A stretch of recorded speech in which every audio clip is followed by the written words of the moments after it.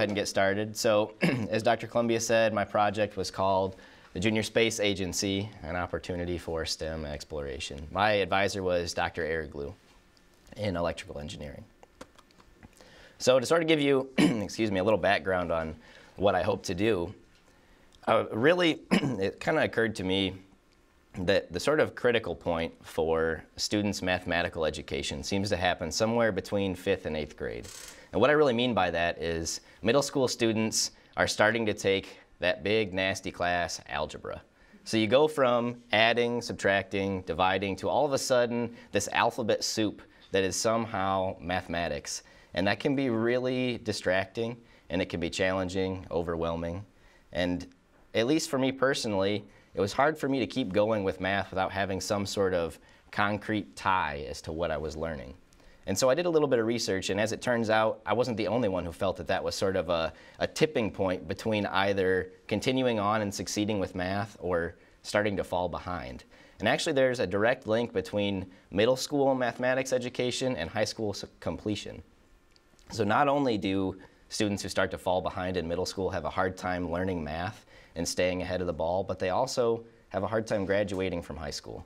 And so what I really hope to do is try to provide some sort of hands-on opportunities for learning, to say, here's what you're learning in class, here are direct, concrete examples of how you can apply that, and hopefully in a fun way too. So maybe students at least will be willing to do their homework, try to learn, and at least maybe see some value in what they're doing.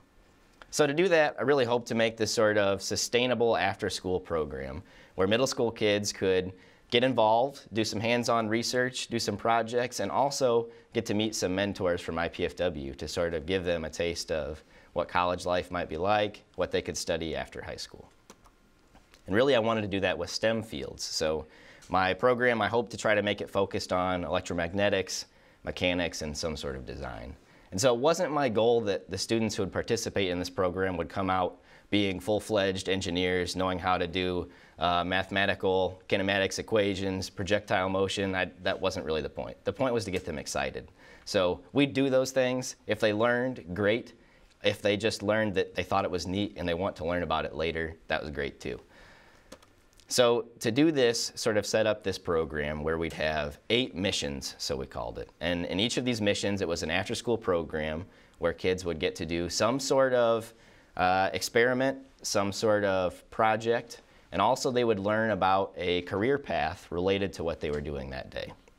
And at the end, one of them was a launch day, where actually coming up this week, students will get to launch rockets and a weather balloon with the team of mentors from IPFW. And so to make that happen, I can't say thank you enough to the 4 guys who really helped me pull this off. Seth is one of them.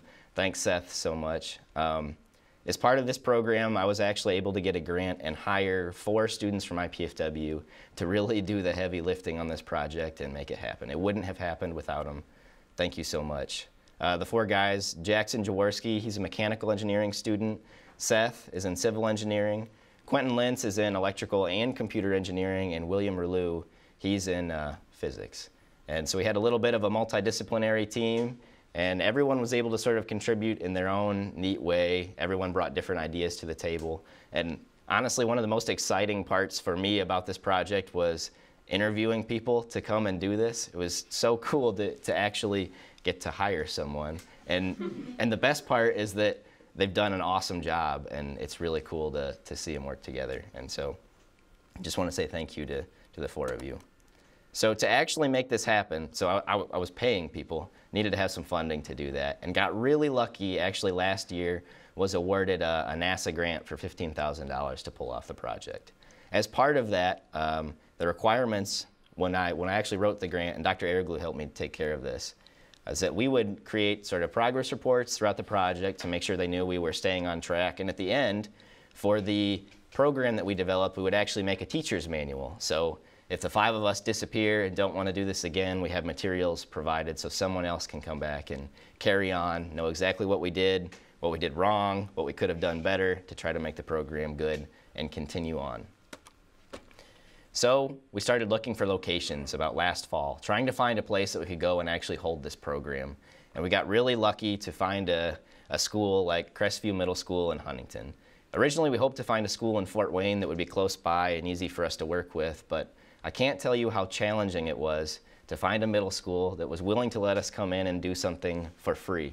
I really didn't anticipate that being so challenging, but it was extremely difficult to find people willing to put in the extra effort to come and help us out. And that's why I really need to say thank you to Mrs. Sims and Mr. Bollinger, who are the two teachers at Crestview who have been there every day helping us out, ready to make sure we have everything we need to pull it off and more. And they've just been absolutely great. And they want us to come back next year too. So that's pretty cool. So we actually started going to Crestview this January. And on our very first day, we had 15 students come. I didn't know what to expect. Originally, I hoped for no more than 24. And so 15, as it turned out, was about the perfect number. For the 5 of us, never having really worked with middle school kids ever, to have a whole classroom of these crazy kids was a bit to handle. So this was a good starting number. Next year, I think we could probably pull it off a little bigger now that we know what we're doing. So actually, it was a perfect split down the middle. 1/3 of them were in 6th grade, 3rd and 7th, and 1/3 and 8th grade. And that was really neat too, to see the kids naturally work together throughout the project. 8th graders kind of pulling a little way, being leaders for the group, and the rest being excited the whole way. Also, I thought it was really neat to see that we had about 1/3 of the students were girls, and I didn't know what to expect. Mostly because we gave the teachers some information about what we hoped to do. We made a little flyer. I hoped it would be called the Junior Space Agency. They thought that was a silly name, and so it became the NASA Rocket Club, and I think that actually helped out a lot. We had, that sounds much more exciting than anyway. To continue on, kind of talk about what we actually did. So the very first day we were there, we had been working on this for months because we actually hoped to get into the schools last fall. And we had such a hard time finding a school that was willing to let us in that we actually didn't get started until January. And so our very first meeting at Crestview was this January, and we hoped to talk about mechanics and sort of material science. And so we did a little bit of projectile motion, and Seth actually created a lab to talk about the strength of materials. So we walked in, we gave a really short presentation because we wanted to get right into the hands-on stuff and keep the kids excited. And as part of Seth's project, we got out some Twizzlers and some pretzels and talked about brittle and ductile materials. And I will never forget how quickly derailed the entire room became as soon as the bag of Twizzlers was raised into the air. So for the projectile motion, we actually set up some balloons and with some weights on them, and we launched them across the room. And that seemed like a great experiment too until the first balloon popped. And then suddenly the entire day was about blowing the balloon up as hard as we possibly could and popping them. And I remember looking at Seth at the end saying, "This is terrible. We've done nothing of what we wanted to do. This isn't what I hoped for. I'm really worried." And so at the end we wrapped up and said, "Okay, how many of you would do this again? How many of you would come back if we were to do this again in a couple weeks?" Every single hand shot up into the air, and I remember one kid saying, "Every day, every day." So that was pretty exciting to know that they had fun at the very least, so that was good. The next time we got into a little more heavy learning, and they actually got to build some electric circuits. So we gave them some breadboards, kind of like what you can see here, where you can stick electronic components in this little board, and you can actually wire things up and learn about circuits. And if you're prototyping in the real world, it's a great way to do it. Also, if you're learning about little experiments, it's a good way to start too. And so we designed a few little circuits for them to practice with. And by the end of the day, they were actually coming up with their own designs, some sort of red and blue flashing police light siren deal. It was actually really neat to see them get excited about this and put some extra effort in. The next time we came, we talked about some microcontrollers and programming. And remember, as I said, we tried to tie each of these to a career path as well. So going back, this electronics is more like an electrical engineering job. We talked about some computer engineering and computer science too, and we actually tried to teach the kids some very, very basic programming. Excuse me. As it turned out, dealing with a group of middle school kids, trying to teach them how to program is a challenge that we definitely need to focus on a little more next time. Blowing up balloons, popping them is a fun experiment for 6th graders. Sitting down and doing some computer programming, that could take a little extra work. And those are the sort of things we put down into the teacher's manual as we're making this. Tips and tricks on what we've learned on hopefully how to do this better in the future. This is when we started to get into the kind of the fun stuff. and this was actually in February, where we started building rockets. So each student who was able to take part in this program got to build and launch a rocket. We haven't launched them yet, but that's coming up. So every student built one, decorated it however they wanted to. Each rocket, you can't see it here, but they have a payload bay. And so we've yet to determine what will actually be launching up into the sky, but we have all sorts of ideas, from lights and sirens to some sort of wooden cargo to eggs, all sorts of things that we want to try. We actually spent quite a bit of time on this too. When we went to the middle school, we'd get there at 2:45 when they got out, and we'd have until about 4 o'clock to try to squeeze everything in. And that's not a whole lot of time to get out materials, get to work, and put them away without leaving a massive mess to clean up afterwards. So we spent quite a bit of time in segments building rockets. One of the missions that I was really excited about, that this is one that we could have a little bit of a learning experience too, was the simulation. And so whenever you're actually designing a system for real, now that we have computers that are so powerful and so readily available, it's a great idea to simulate your work ahead of time. So I can go out and spend 2 weeks at work designing this big elaborate schematic for an acoustic device, and I can try to build it and then it won't work. Or I can spend an afternoon and write it up in a program and test it and know immediately that it won't work. And so we tried to give a little bit of that to the students in a fun way with this program called Kerbal Space Program. It's actually a video game with a really elaborate physics engine where students are able to build and launch whatever rocket design they want and see if it works ahead of time. Unfortunately, we tried to run this at the middle school with their student laptops. We got really excited at Crestview Middle School because they had a field for us to launch rockets in. Every student had a laptop to run software like this, and the teachers were so ready for us to get in there and work. And going forward, I think we need to figure out a more elaborate way to pull off the programming aspect. As it turns out, their student laptops weren't quite up to par with what we needed to run some sophisticated software, but they had fun nonetheless, and got really excited about when we started talking about building our weather balloon. So as part of this, we're actually going to launch a weather balloon and track it, just like you would have a space mission. Originally with this project, I actually wanted to launch a satellite, and soon realized that it would be a bit of a challenge to get the $250,000 required, and the 2 years it takes to sit on a waiting list, and then the fingers crossed to hope it doesn't blow up and lose it all. So a weather balloon is the next best thing. In an afternoon, we can launch a balloon, we can get pictures from what looks to be the edge of space, and we can track it the whole way just like you would launch a mission. And actually, just last week, the students started talking about the sensors and devices they'd actually like to get in here. And I wish I could say to you that the project's done and it was a success, but we're actually not quite there yet. Not to say I don't think it will be a success, but our final launch day, the sort of conclusion to this first period, is actually this coming Thursday at Crestview Middle School at 3 o'clock. And if anyone would like to see a whole bunch of middle school kids get excited about launching rockets and a weather balloon, you're welcome to come. I think it'll be a lot of fun. Every student's built their own kind of interesting design, and I know they're all excited to see how they go. And personally, I'm excited for the potential 200-mile drive to Lima to pick up our weather balloon. As you know, winds typically blow from the west. We're trying to design this thing to get, as high and back down as quickly as possible so we don't have to drive all the way to Pennsylvania to pick the thing up. So this is actually a map I plotted out just the other night of sort of what would happen if we launched the rocket today.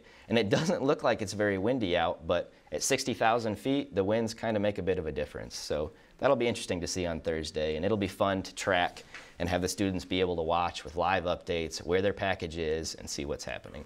So that'll be a lot of fun. So I'll try to kind of wrap up and give you some of the main points about what I was excited about here. All our lessons were supposed to be hands-on. We didn't want to lecture, right? We didn't want to stand up there and talk for half an hour and hope the students were interested. We wanted them to be the ones learning and actively getting engaged. And I think we were able to do that, and we had a lot of fun doing it. Another thing that was really nice and I think will be attractive going forward is that we were able to tie a lot of these to Indiana math and science standards. Not to say that we designed this program to replace classroom content, but we did try to align with what the students were naturally learning in their classroom. For one, to sort of help them better tie what they're learning right now to what we're doing that we'd like to be fun, but also so that the teachers know that we're there doing things that are relevant to what their students should be learning. So initially, I hope to be able to do a pre and post survey to sort of say, okay, are these students that we worked with more or less excited about space and mathematical careers and STEM fields. And so I found a survey that I had originally hoped to use. And we were going to go through and have each student fill out a pre and post survey. And after that very first day of watching balloons pop and Twizzlers fly around the room, realized that having kids fill out a 3-page survey probably wasn't going to work. So instead, we had students sort of complete some sentences, answer some quotes to hopefully get an idea of at least if they enjoyed it. So going forward, we can maybe make it a little better. And so I want to share some of these quotes with you. So here's one. We started out saying, the NASA Rocket Club has taught me blank. And so each student was asked to fill that in. So how to program a circuit and build a rocket, some cool experiments. And this one was neat too, that math and science are more fun when applied to physics, electronics, and architecture. So there's that direct tie that I was hoping for. So I was excited to see that. This is fun too. Careers in math and science seem blank. So we got important 2 times. I found fun 2 times. We found awesome. And 4 students said cool with an exclamation point. It was good. If I could be in the Rocket Club again, I would want to do more missions involving physics, learn more about planets. And this one I liked. I will be in it next year. My favorite mission was balloons because it was fun. That's meaning our balloons launching across the room. Rockets because they're cool. And this is my personal favorite. This is from a student named Rebecca. She was one of the girls we had in the classroom. And she said the breadboard because I've wanted to learn about it for weeks.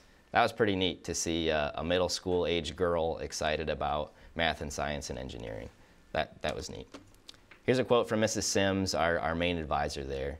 It's so exciting to see the students of all grade levels really digging into hands-on STEM activities that foster curiosity about the infinite possibilities of career choices awaiting them. Mrs. Sims was great, and we couldn't have done it without her. And then I wanted to give the guys a chance to throw in their own little tidbit of what they appreciated about the project, and so I'd like to share that with you too. This is from Jackson. My favorite part was answering students' questions about rockets and various space topics. They challenged my knowledge of the various subjects and forced me to explain complex topics as simply as possible. It's kind of neat having to boil down the knowledge you've learned and a college degree into something a 6th grader can understand and hopefully enjoy. That's definitely a challenge. Quentin said, growing demands in the technology sector must be fueled by the next generation of engineers, scientists, and innovators. What better place to start inspiring than the middle school students? And I should say that Quentin is the reason we ended up at Crestview Middle School. He went there and he saw us struggling to find a school in Fort Wayne. He called some teachers he had in middle school who just so happened to be Mrs. Sims, and she said, absolutely, come. We'd love to hear about it. We presented, and we've been there since. So Quentin was a huge part in that too. Seth said, it's been great to see the kids get fired up about learning all the cool things that STEM has to offer. It was a blast to be part of such a great initiative. And finally, Will said, the program was an exciting experience, not just building the rockets and designing the program, but interacting with the kids, seeing them get excited about things that they otherwise might not have been able to do.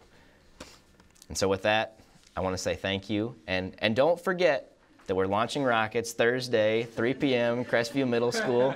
If you want to come, you definitely should. It'd be a lot of fun. And I can't say thank you enough to everyone who helped me with this project. Our 2 faculty fellows, my advisor, and also Kelsey with the program. You've put in so much time to make these successful. And so thank you to everyone. Thank you for coming. Take any questions you might have.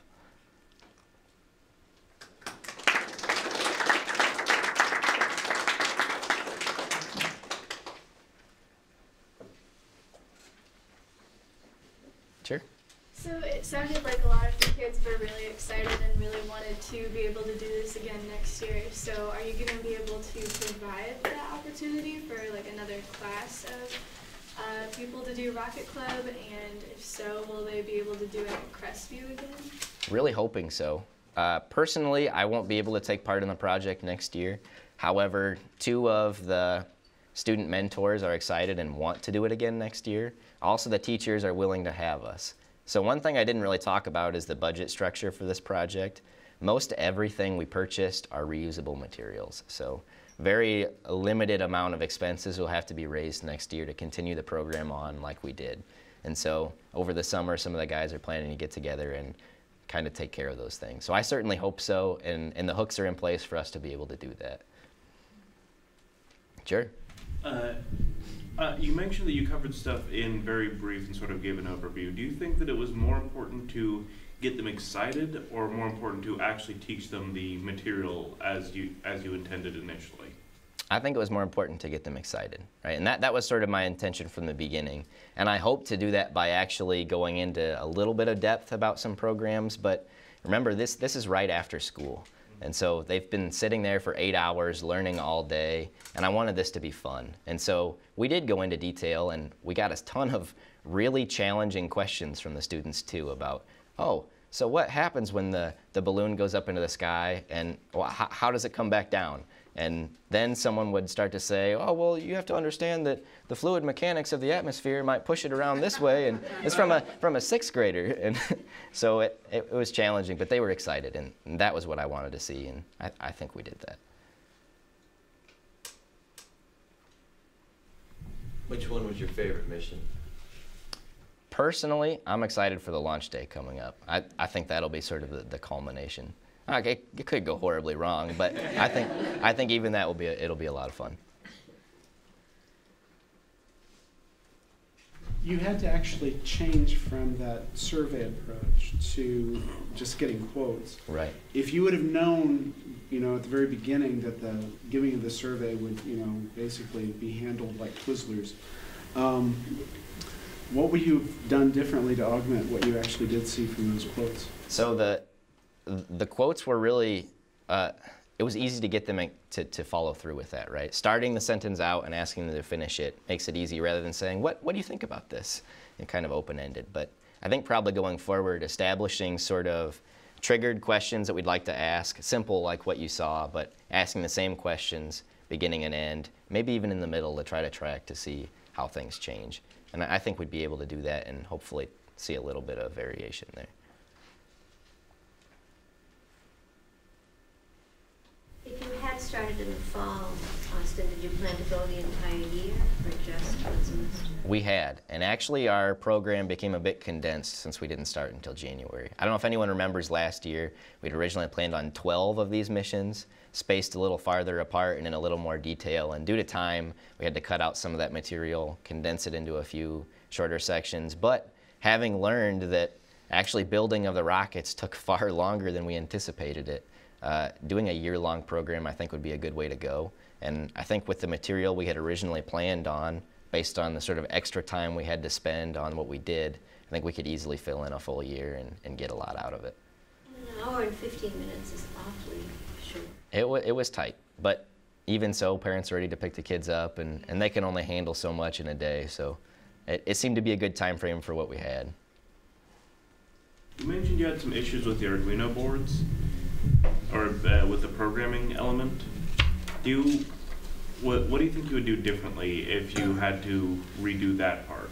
So our issue wasn't necessarily with hardware there. It was with having an hour to try to go from not really understanding what programming is to writing a program on your own. It's just not a lot of time to get into that. And we actually tried our best to, and I'm not sure if you're familiar with that hardware, but those Arduino boards, it's a really simple programming language to start with. But that's simple coming from someone who does software, for real deal applications. It's not quite the same when you're talking about never having done it before. So we actually tried to make it even simpler with what we could do, but just the amount of time we had wasn't quite enough. So spacing it out, maybe even interleaving it some with the circuit design that they enjoyed, kind of going back and forth, and spreading it over a couple, I think would really help out.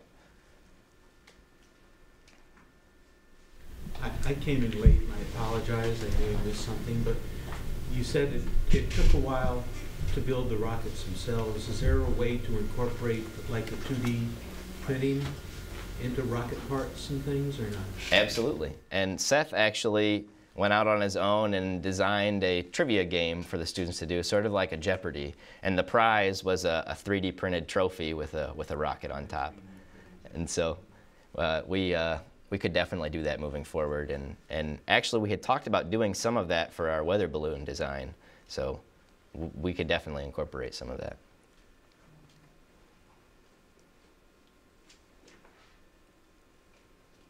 All right. Well, thank you, everyone. Really appreciate you coming and listening.